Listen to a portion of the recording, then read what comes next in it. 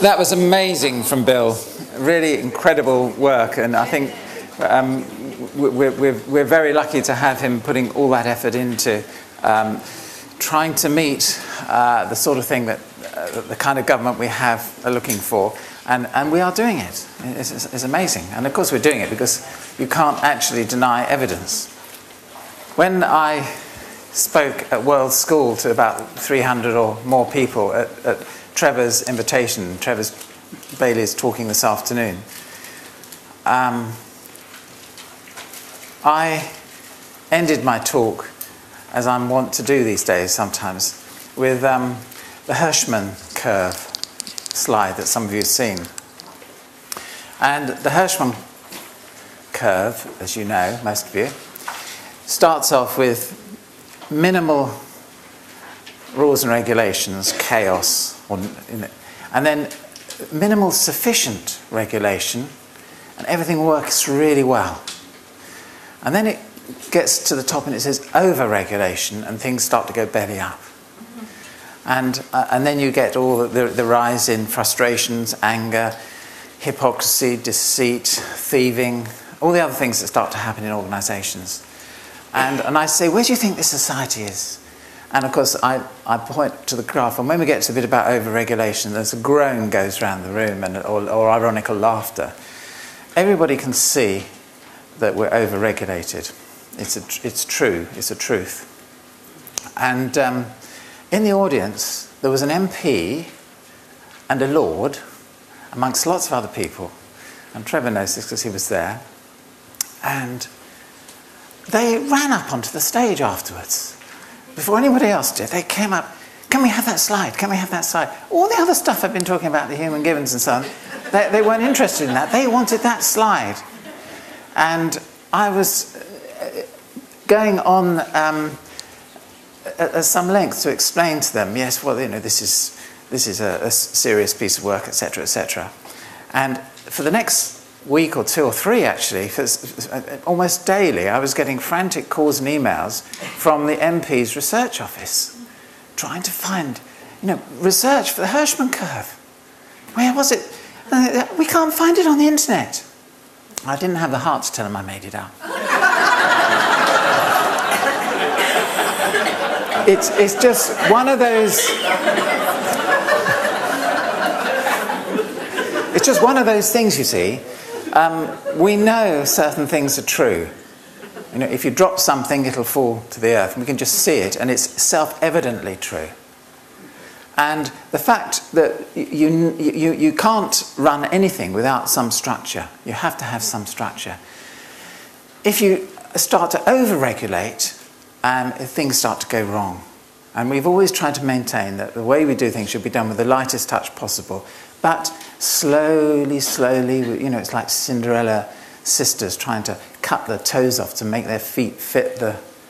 You get it, the whole thing gets perverted, and it will get perverted in time. What we're doing will get perverted by over-regulation and so on. But we have to work with where we are. Otherwise, we just give up. So we're working with a society that is over-regulating. Now, John Seddon, who's our guest speaker, Denise phoned me up and she said, you must read this book, she said. It's an amazing book. What's it called, John? It's called Systems Thinking in the Public Sector. And I said, no way am I going to read that, Denise. She said, no, you must read it. It's really interesting. Because in my mind, systems thinking tends to be sort of left-brain autistic type thinking, you see. But actually, when I read it, which I did read it because she was so enthusiastic, and if Denise is enthusiastic, you have to respond. And so I read it. And it was brilliant what he was saying, absolutely brilliant. And he has very concrete methodology that he takes into organisations to help them undo some of the damage that's been done by target obsession disorder, which, as we know, is a psychiatric... there's no evidence for that either, but I mean, we can all see it.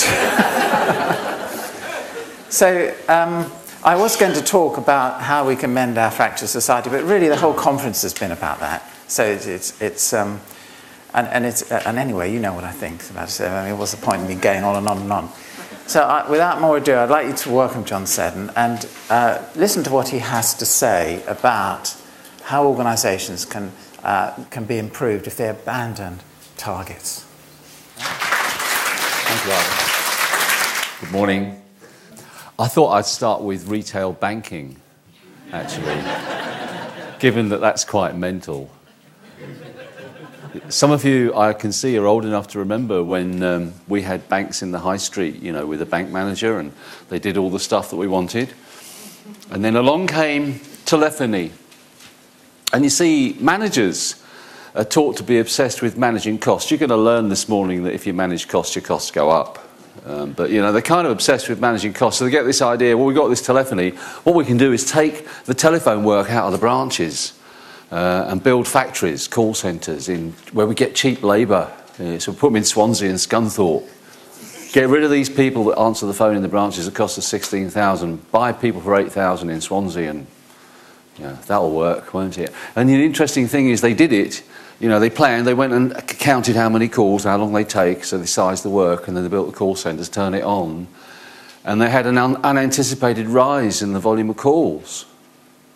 And I remember the managers who built them all said, well, it's a bit like the M25, John, you know. These call centres are so popular, our customers keep ringing us up.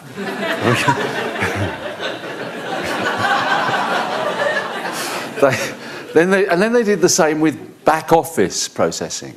Oh, look, you know, now we've got this new technology that allows us to create images and we can send documents around places. What we can do is take the back office work out of the branch and put it in factories. And so they did that. And they had an unanticipated rise in the amount of work going on in the back offices. And so, you know, much like they did with the call centres, if your core paradigm, the way you think about the design and management of work, is centred around how much work is coming in, how many people have I got, and how long do they take to do stuff. Do you recognise that? Yeah. What do you do? Well, what you do is you introduce IVR into your call centre to route customers to different people, because that will reduce your training costs, so you sort of specialise the people a bit more. And the same in the back office, will create more specialisms in the back office. And that's what they do. And then, of course, having created this electronic back office and a telephone-based front office, then the next step is, if you want to reduce the cost of doing things, outsource it to India. Of course, in the meantime, morale in the banks has gone down.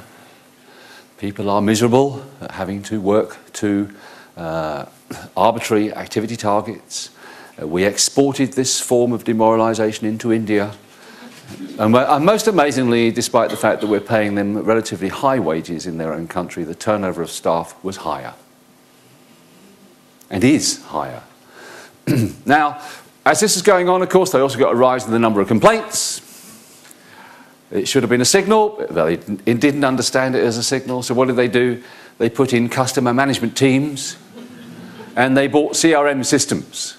Because if you've got a CRM system, you can now find out, you can track any document anywhere, and so you get these calls coming in from customers, and you can say, okay, I know where it is, and you can deal with the complaints. But that's not dealing with the causes, is it? I remember I was up against I say that advisedly, up against the guy who ran all of the call centres for one of the biggest banks in the world, and he said to me, do you know, John, if we can reduce the average handling time of every call by 30 seconds, I get 8 million on the bottom line. And I'm thinking, you prat. You see, I didn't say it, just thought it. Because you see, one of the things I know is that we have to learn to study demand coming into our organisations. There are two types of demand that come into service organisations. There's value demand, that's why we're here. And there's failure demand, which represents a failure to do something or do something right for the customer. And when I got out to study his bank, I discovered that failure demand was running at about 50% of the total demand into the system. Do you see? He's trying to solve the wrong problem. You understand?